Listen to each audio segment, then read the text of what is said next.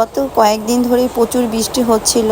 তো আজকে যেহেতু শুক্রবার, একটু লেট করে ঘুম থেকে উঠে আমি নাস্তা বানাচ্ছিলাম। আর এই তো আমার হাতের স্পেশাল চা, এভাবে চা বানিয়ে খেয়ে দেখবেন অনেক টেস্ট হয়।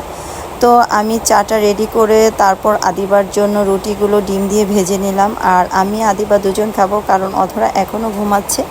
তো অধরা ঘুম থেকে উঠে অধরা নাস্তা করবে, দেন আমরা খাওয়া দাওয়া শেষ করে আমি রান্নাঘরে চলে যাব এখন।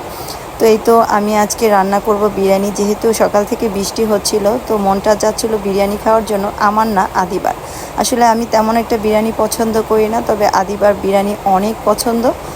এই তো আমি বিরিয়ানিটা সুন্দর করে বসিয়ে দিচ্ছিলাম, আর এখানে পেঁয়াজটা ভেজে তারপর দেন আমি এখানে সব মশলা, এখানে মুরগির মাংস এবং আলু দিয়ে দিলাম। আর মাংসটা আমি সুন্দরভাবে অল্প একটু পানি দিয়ে এটা ভালো করে কষিয়ে নেব। তো আমি ভালো করে এখানে নেড়ে চেড়ে নিচ্ছিলাম। এই তো আমার মুরগির মাংসটা কষানো প্রায় শেষ, এখন তেল উঠে গেছে। তো এখন আমি এখানে ধুয়ে রাখা পোলার চালটা দিয়ে দেব। আমি আগে থেকে ধুয়ে রেখেছিলাম পোলার চালটা, দেখতেই পাচ্ছেন কি সুন্দর ঝরঝরে হয়ে গেছে একদম। তো এখন আমি পোলার চালটা দিয়ে দিলাম, আর এখানে দেওয়ার পর আমি সুন্দরভাবে নেড়ে চেড়ে নিচ্ছিলাম। তো আমি আরও ভালো করে বারবার নেড়ে চেড়ে দিচ্ছি, যেন সুন্দরভাবে মশলাটা সুন্দরভাবে লেগে যায়। তো এই তো আমি অনেকক্ষণ ভরে এটা নাড়াচাড়া করছিলাম। তো যতক্ষণ পারি ভেজে নেব, কারণ চালটা যত ভেজে নেওয়া যায় এতে বিরিয়ানিটা খুব ঝরঝরে হয় এবং টেস্ট অনেক মজা হয়।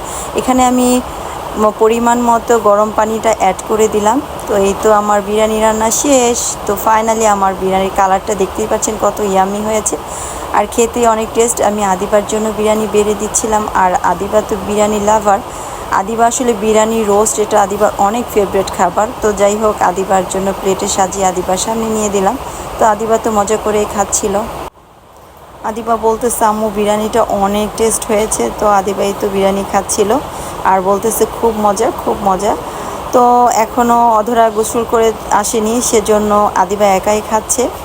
এই তো আদিবা খাওয়া দাওয়া করতেছে, আর আদিবা তো বিরিয়ানি লাভার, ফার্স্টেই বললাম। তো আদিবা খুব সুন্দর করে বিরিয়ানি খাচ্ছিল, আর আমি বিরিয়ানির সামনে রেখে দেখতেই পাচ্ছেন আমি ভাত নিয়ে বসেছি, আর সাথে থাকবে কাঁঠালের বিচি ভর্তা আর শুটকি ভর্তা। আসলে আমি বিরিয়ানিটা তেমন একটা পছন্দ করি না, আমি ভাত খেতে খুব পছন্দ করি। সাথে যদি থাকে এরকম শুটকি ভর্তা আর কাঁঠালের বিচি ভর্তা, খুব টেস্ট ছিল ভাতটা। তো সুন্দর করে এই তো আমি মাখিয়ে মাখিয়ে খাচ্ছিলাম। আর বিকেলে আদিবা বলতেছে আম্মু পাস্তা খাবে। তো বাহিরে এখনও বৃষ্টি হচ্ছে, আর আদিবা পাস্তা খাওয়ার জন্য বায়না করছিল, সেজন্য আমি ফার্স্টে গরম পানি সিদ্ধ করে লবণ দিয়ে, তো এখানে আমি পাস্তাগুলো সবগুলো সিদ্ধ বসিয়ে দিলাম। তো পাস্তাটা সুন্দরভাবে আমি নেড়ে চেড়ে দিচ্ছিলাম, আর পানিটা এখনও বলক আসেনি। তো এই তো আমার পাস্তার পানিটা বলক এসে গেছে, দেখতেই পাচ্ছেন। এখনও পাস্তাটা সিদ্ধ হয়নি, কিছুটা বাকি ছিল। তারপর আমি আরেকটা চুলায় এখানে একটা কড়াই বসিয়ে দিলাম। এখানে পেঁয়াজ এবং মরিচ দিয়ে ভেজে নিচ্ছিলাম তেল দিয়ে। তো কিছুক্ষণ ভেজে নেওয়ার পর একটু লাল লাল হওয়ার জন্য আমি বারবার নেড়ে চেড়ে দিচ্ছিলাম। তো এখন আমি একটু লবণ অ্যাড করে দেব এখানে। তো লবণ দেওয়ার পর আমি এখানে দিয়ে দেব তন্ন। এই তো দেখতে পাচ্ছেন, এই তন্নটা দিয়ে পাস্তা রান্না করলে খুব মজা হয়। আর যেহেতু আজকে আমি ইটালিয়ান পাস্তা রান্না করব, আর তন্ন দিয়ে ইটালিয়ান পাস্তা রান্না করলে খুব টেস্ট হয়। তো এই তো আমি রান্না করে নিচ্ছিলাম, সুন্দরভাবে নেড়ে চেড়ে নিচ্ছি তন্নটাকে, দেখতেই পাচ্ছেন। আর তন্নটা একটু ভাজা ভাজা করব। এই তো আমি 2টা তন্ন এখানে অ্যাড করেছি, আর যেহেতু এখানে বেশ পরিমাণ পাস্তা রান্না করব, সেজন্য 2টা তন্ন দিতে হবে। আর এই তো আমার তন্নটা প্রায় ভাজা ভাজা হয়ে গেছে। তো এখন আমি আরেকটু লবণ দিয়ে দেব। তো সাথে আমি দিয়েছি টমেটো সস, আর টমেটো সসটা বেশি পরিমাণ দিলে পাস্তাটা খেতে অনেক মজা হয়। এই তো আমি আরও কিছুক্ষণ এটাকে ভাজা ভাজা করে নিচ্ছিলাম। দেন যখন এটা একটু তেল উঠে যাবে, তখন আমি পাস্তাগুলো অ্যাড করে দেব। তো আমি আরেকটু নেড়ে চেড়ে নিচ্ছি ভালো করে।